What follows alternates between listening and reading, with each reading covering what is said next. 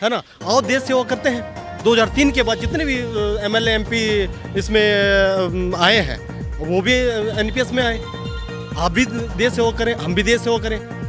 Sir government के अपने issues हो सकते हैं, लेकिन कर्मचारी की जो आजकल एक मात्र मांग रह गई है वो है ओपीएस। नेताओं ने आपने हर बार देखा है कि नेता लोग जब भी उनको अपने पेंशन भत्ते बढ़ाने होते हैं, चाहे लोकसभा हो विधानसभा हो, ये लोग हर बार चुपचाप अपने भत्ते बढ़ाते हैं, लोगों को पता भी नहीं चलता। जब कर्मचारियों की मांग होती है पेंशन की तो मैक्सिमम ये ऑब्जेक्शन करते हैं। इतनी बात है, कर्मचारियों ने पहले ही कहा है कि जो पेंशन को बहाल करेगा वही देश में राज करेगा, वही प्रदेश में राज करेगा। अगर सरकार इस तरह का समय खर्चने की बात करेगी तो निसंदेह हिमाचल प्रदेश के अन्य राजनीतिक दल हैं वो भी इस मुद्दे को बनाने के लिए जो है लगातार अपनी बयानबाजी कर रहे हैं।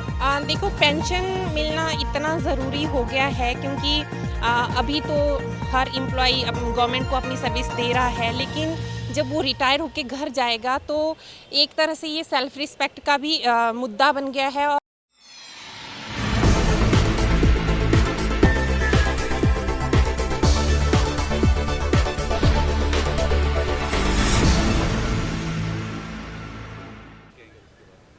देखिए, हम तो संघर्ष कर रहे हैं पेंशन बहाली के लिए, और पेंशन बहाली के संघर्ष में हमें विश्वास है हमारी पेंशन हर हाल में बहाल होगी, जिसके लिए ही हम जो है प्रयास कर रहे हैं। और हम अपने प्रयासों में कोई कमी नहीं छोड़ना चाहते, और उम्मीद के ऊपर दुनिया टिकी है, और हम उम्मीद करते हैं कि आज नहीं तो कल जो है पुरानी पेंशन हर हाल में बहाल होगी।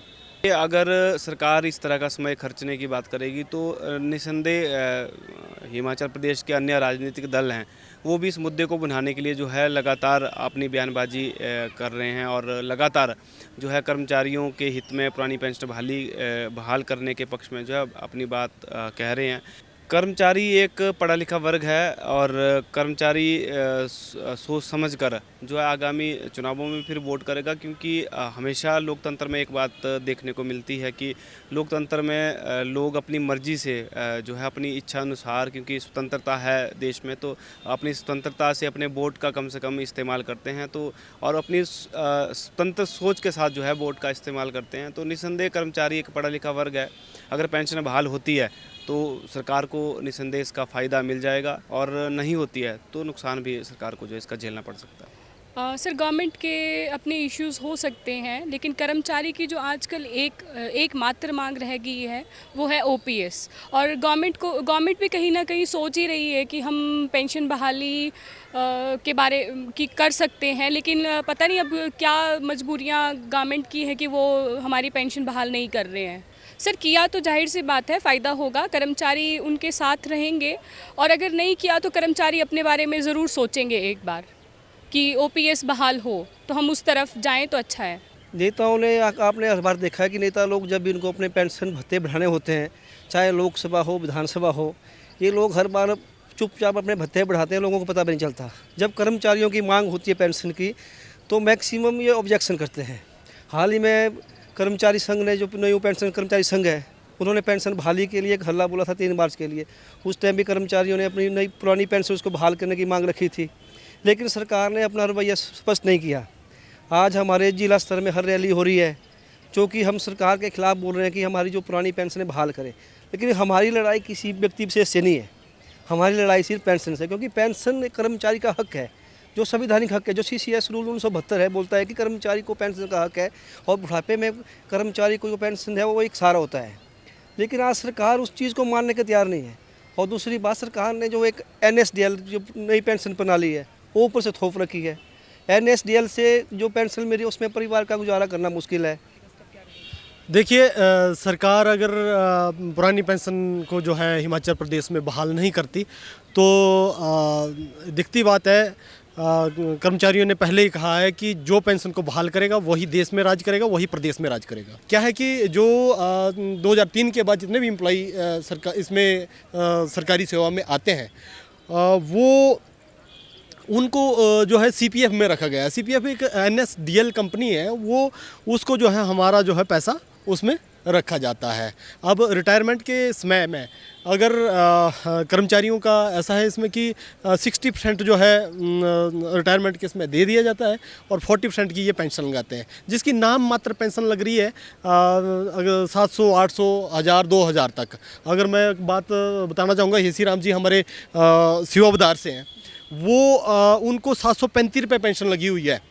तो वो आप खुद समझ सकते हैं कि 735 रुपये में इस ज़माने में क्या करता है, क्या कर सकता है कोई, और वो भी आती है HDFC बैंक में। तो हेसी राम जी तो कहते हैं अगर भाई अगर ऐसा ही है, ऐसी ही लूट करनी है, या तो मेरा 40% दे दो, या तो फिर मेरे तो वो तो मनरेगा में दिहाड़ी लगा रहे हैं, मनरेगा की भी दिहाड़ी टूट रही है। मैं बस ये की बात करना चाह रहा हूँ सरकार से।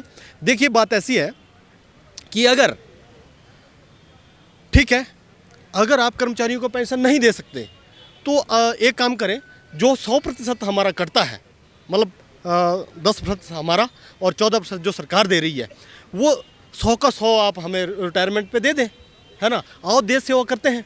2003 के बाद जितने भी MLA MP इसमें आए हैं, वो भी NPS में आए। आप भी देश सेवा करें, हम भी देश सेवा करें, है ना। तो मेरा तो यही मानना है।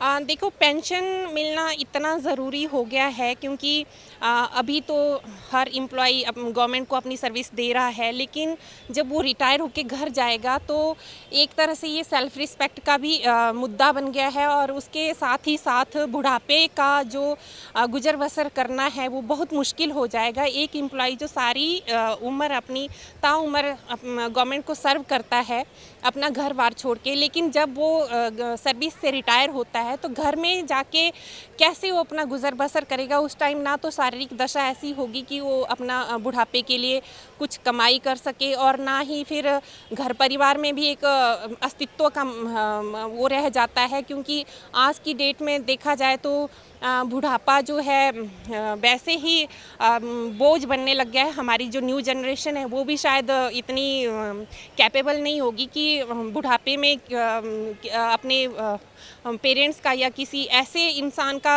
खर्चा बहन कर सके।